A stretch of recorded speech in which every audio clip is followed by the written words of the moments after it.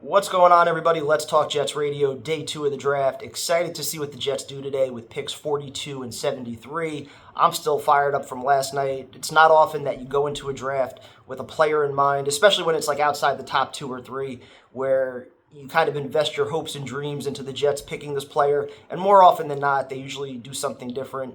But last night, I think they did the smart thing, the long-term thing, and the immediate help as well. I think it has a lot of different impacts. Really just not only solidifying your offensive line, but giving yourself possibly one of the best offensive lines in all of football if they all live up to their potential. So from a talent perspective, this couldn't have been a better pick. I see some of the articles today. I think I saw one from Samini that was like the Jets have invested too many resources into the offensive line with 4 first-round picks plus Tippmann over the last 5 years, and they haven't gotten the return on their investment that they need.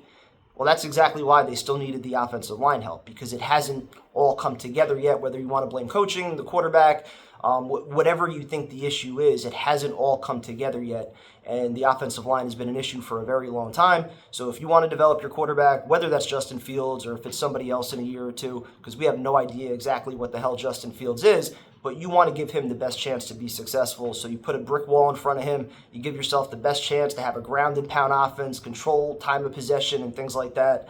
To me, this was an absolute no-brainer. And I think even more so is the trickle-down effect that not a lot of people are talking about, where you have every single position now a guy that's playing their natural spot. Whereas 2 weeks ago, we were starting to have some of those conversations about, do you move Tippmann over to guard? Do you slide in Myers to center? Do you kick AVT out to right tackle? We're not having those conversations now. Every single guy is going to be at their natural position. AVT at guard, Tippmann at center, Fashanu and Membou as your 2 left tackles, Simpson at left guard. So the fact that also 4 of these guys are 25 years old or younger, you start thinking about where they could be in another year or two with a little bit of continuity, some better coaching, some better quarterback play.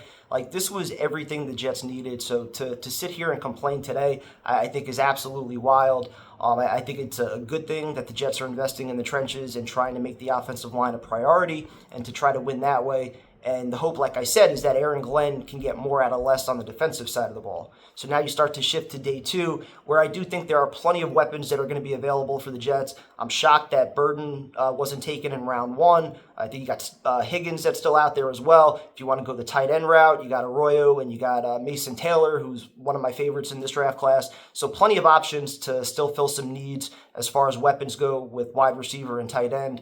But getting possibly the best tackle in the draft last night with Membou, a guy that brings leadership, grit, a little bit of that nastiness as well. Got better going into 2024. I think gave up 1 sack all season. So this was a no-brainer pick for me, and I'm so glad the Jets actually made it. Very, very few times do the Jets actually make me happy on draft night. Last night they did it.